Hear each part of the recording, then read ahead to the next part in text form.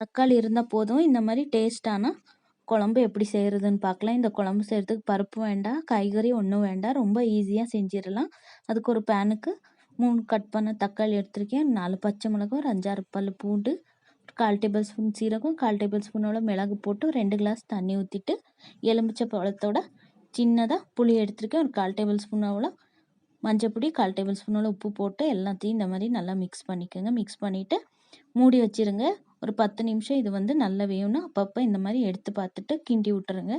இது இன்னும் கொஞ்சம் வேகணும். இப்போ மூடி வச்சிடுறேன் மறுபடியும். இப்போ 10 நிமிஷம் ஆனதுக்கப்புறம் இந்த மாதிரி நல்லா வெந்திருக்கு. இந்த தண்ணியெல்லாம் வடிகட்டி எடுத்து வச்சுட்டு அந்த தக்காளியில் இருக்கிற தோலெல்லாம் இந்த மாதிரி எடுத்திருக்கேன். நீங்கள் வேணும்னா குக்கரில் வேணும்னா போட்டுக்கலாம். எல்லாத்தையும் போட்டு ஒரு விசில் விட்டிங்கன்னா போதும், நல்லா வெந்துடும். இப்போ மிக்ஸி ஜாருக்கு போட்டு ஒரு 2 டேபிள் ஸ்பூனோட துருவின தேங்காய் போட்டுக்கிறேன். போட்டு இந்த மாதிரி மூடி வச்சுட்டு நல்லா நைஸாக அரைச்சி எடுத்துக்கோங்க. பாருங்கள், நைஸாக அரைச்சி எடுத்து வச்சுருக்கேன்.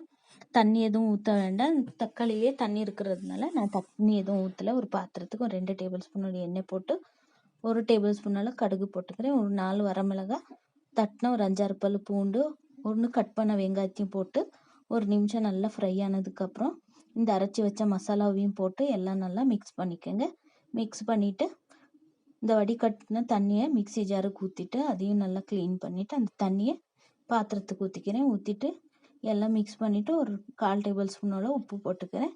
உப்பு போட்டு கட் பண்ண கொத்தமல்லியும் போட்டு எல்லாம் நல்லா மிக்ஸ் பண்ணிக்கோங்க. இந்த மாதிரி நல்லா மிக்ஸ் பண்ணிவிட்டு ஒரு 10 நிமிஷம் கொதிய விட்டிங்கன்னா போதும். உங்களுக்கு வேணும்னா மிளகாப்பொடி வேணும்னா ஒரு 1/4 டேபிள் ஸ்பூனோட மிளகாப்பொடி, ஒரு 1/4 டேபிள் ஸ்பூனோட தனியா பொடி வேணும்னா போட்டுக்கலாம். நான் இங்கே வந்து அது இதையும் போட்டுக்கல.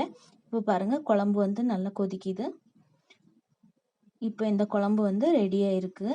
இது சூடான சாதத்து கூட வச்சு சாப்பிட்டிங்கன்னா அவ்வளோ டேஸ்ட்டாக இருக்கும். இந்த குழம்பு செய்கிறதுக்கும் ஈஸி, டேஸ்ட் வந்து அட்டகாசமாக இருக்கும். இந்த வீடியோ பிடிச்சிருந்தா லைக் பண்ணுங்கள், ஷேர் பண்ணுங்கள், மறக்காமல் ஷில்பா சேனலை சப்ஸ்கிரைப் பண்ணுங்கள். தேங்க்யூ.